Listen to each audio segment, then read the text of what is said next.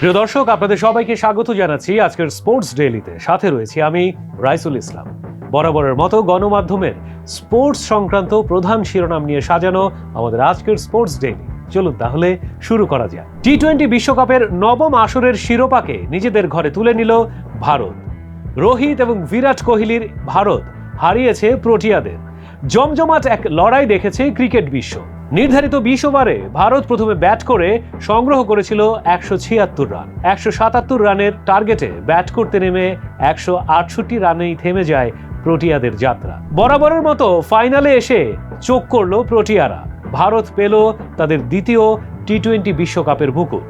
এই বিশ্বকাপের সঙ্গেই নিজেদের কেরিয়ারের ইতি টানল ভারতের লিজেন্ডারি ব্যাটার বিরাট কোহলি এবং ক্যাপ্টেন রোহিত শর্মা। পারফরমেন্সে সমর্থকেরা খুশি না হলেও বিসিবি বেজায় খুশি বাংলাদেশ ক্রিকেট দলের উপর। এমনই শিরোনাম ঘুরছে জাতীয় দৈনিকের পাতায়। টি-20 বিশ্বকাপের মতো বড় বৈশ্বিক আসরে এবারই প্রথম বাংলাদেশ সুপার 8-এ ওঠার মর্যাদা লাভ করে। তারপর হাতের কাছে ছিল সহজ সুযোগ সেমিফাইনাল। খুব ছোট্ট একটি সমীকরণ মেলাতে পারেনি বাংলাদেশ। গলদ রয়েছে তাদের ব্যাটিং অ্যাপ্রোচে। দেশ থেকে বিদেশ সব জায়গায় সমালোচিত হয়েছে বাংলাদেশের এই ব্যাটিং অ্যাপ্রোচ। ভক্ত সমর্থকেরা যখন চরম হতাশ, তখন আনন্দের বাণী ঝরছে বিসিবির বোর্ড পরিচালকদের মুখে। বিসিবি জানিয়েছে বাংলাদেশি ক্রিকেটারদের পারফরমেন্সে তারা বেজায় খুশি। তার কারণ লক্ষ্য ছিল সুপার 8-এ পৌঁছানো এবং সেটি তারা অর্জন করতে পেরেছে। এদিকে টেস্ট ক্রিকেটে ভারতের মেয়েরা গড়েছে এক নতুন ইতিহাস। ঘরের মাটিতে দক্ষিণ আফ্রিকার বিরুদ্ধে একটি টেস্ট ম্যাচ খেলছে ভারতের মেয়েরা। প্রথম দিন শেষে তাদের সংগ্রহ 525 রান, যা টেস্ট ক্রিকেটের ইতিহাসে ছেলে এবং মেয়েদের একদিনে ওঠা সর্বোচ্চ রান। এর আগে এই রেকর্ডটি ছিল শ্রীলঙ্কা পুরুষ ক্রিকেট দলের, যা তারা করেছিল বাংলাদেশের বিরুদ্ধে। 2002 সালে বাংলাদেশের বিরুদ্ধে একদিনে তারা সংগ্রহ করেছিল 502 run. Bangladesh football federation Bafufe যেন উল্টো পথে চলাতেই তাদের আনন্দ। নানান কারণে বাফুফে বিভিন্ন সময় ফিফার কাঠগড়ায় দাঁড়িয়েছে। ফিফার নিষেধাজ্ঞা থেকে শুরু করে জরিমানা গুনতে হয়েছে বাফুফে। বাংলাদেশের ফুটবল নানাভাবে কলঙ্কিত হয়েছে বিভিন্ন কারণে। এবার যেন আবারও উল্টো পথে যাত্রা করলো বাফুফে। ফিফার নির্দেশ উপেক্ষা করে কাউন্সিলর বাড়িয়েছে বাফুফে। বাফুফের কাউন্সিলর রয়েছে 139 জন।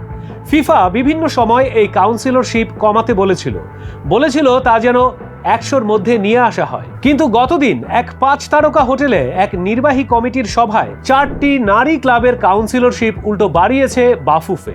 এর ফলে হয়তো আবারও বড় ধরনের কোন এক বিপদে পড়তে যাচ্ছে বাফুফে। কোপা আমেরিকায় লিগের শেষ খেলায় লাউতারো মার্টিনেজের জোড়া গোলে পেরুকে মেরুতে পাঠিয়ে দিল আর্জেন্টিনা। মূল একাদশে নেই মেসি, নেই ম্যাকালিস্টার কিংবা রদ্রিগো পলের মতো তারকারা, এমনকি ডাগ আউটে নেই কোচ লিওনেল স্কালোনি। তারপরেও আর্জেন্টিনার জয়রথ থামাতে পারেনি পেরু। 2-0 গোলে হেরে এক প্রকার কোপা আমেরিকা থেকে ছিটকে গেল এবং অপরাজিত গ্রুপ শীর্ষ হয়ে কোপা আমেরিকার কোয়ার্টার ফাইনালে পৌঁছে গেল বর্তমানের বিশ্ব চ্যাম্পিয়ন আর্জেন্টিনা। প্রিয় দর্শক, এই ছিল আমাদের আজকের স্পোর্টস ডেইলি। সময় হয়ে গেল বিদায় নেয়ার। তবে বিদায় নেয়ার আগে আপনাদের জন্য থাকছে আমাদের পিক অফ দ্য ডে। কিছু হাসি যেমন সবসময় আনন্দের হয় না, তেমনি কিছু কান্নাও সবসময় কষ্টের হয় না। কিছু অশ্রু জল হাসির চাইতে বেশি আনন্দ প্রকাশ করে। ক্রিকেট বিশ্ব পেয়েছে নতুন টি-20 বিশ্ব চ্যাম্পিয়নদের। তবে ক্রিকেট বিশ্ব হারাচ্ছে দুটি নক্ষত্রকে, বিরাট কোহলি এবং রোহিত শর্মা। সবকিছুকে জয় করে বিদায় চাইছে এই রঙ্গমঞ্চ থেকে। আর এই নিয়ে থাকছে আমাদের আজকের পিক অফ দ্য ডে। একটি ক্রিকেট যুগের সমাপ্তি হলো। দুইজন মানুষ যারা ক্রিকেটকে নতুন করে চিনিয়েছিলেন, আর একজন তো নামের পাশে বসিয়ে নিয়েছিলেন কিং তকমা। বিরাট কোহলি পুরস্কার বিতরণী মঞ্চে জানিয়ে দেন টি-20 ফরম্যাট থেকে অবসরের কথা। ম্যান অব দি ম্যাচের পুরস্কার নিতে এসে হর্ষা ভোগলেকে কোহলি জানিয়েছেন এবার থামতে চান তিনি। নতুনদের হাতে তুলে দিতে চান ভারতের টি-20 ক্রিকেটের ব্যাটন। কোহলি বলেন, এটাই ছিল ভারতের হয়ে আমার শেষ টি-20 ম্যাচ। সেজন্য শিরোপা জিততে চেয়েছিলাম। ঈশ্বর মহান, আমি রান পাচ্ছিলাম না। ফাইনালে দলের জন্য কাজটা করতে পেরেছি, এটাই গুরুত্বপূর্ণ। ফাইনালের আগে 7 ম্যাচে কোহলি 75 রান করেছিলেন। ফাইনালে তিনি 59 বলে 76 রানের দারুণ ইনিংস খেলেছেন। ম্যাচ সেরার পুরস্কারও জিতেছেন। ওই পুরস্কার নিতে এসে সম্প্রচার মাধ্যমকে বিদায়ের কথা জানিয়েছেন কোহলি। বিশ্বকাপ জয়ের ম্যাচে ম্যাচ সেরা হয়ে ভারতের জার্সিটা যখন কোহলি তুলে রাখার সিদ্ধান্ত জানালেন, তখন অনেকে ধরে নিচ্ছিলেন রোহিতও একই পথে হাঁটবেন। পুরস্কার বিতরণী অনুষ্ঠানে তেমন কিছু ঘটেনি। রোহিত শর্মা নিলেন আর একটু সময়, তবে সেই সময়টা খুব দীর্ঘ হল না। অফিসিয়াল সংবাদ সম্মেলনে ঠিকই বলে দিলেন বিদায়। বিশ্বকাপ শিরোপা জয়ের পরই টি-20 ফরম্যাটকে বিদায় বলে দিলেন ভারতের বিশ্বকাপ জয়ী অধিনায়ক রোহিত শর্মা।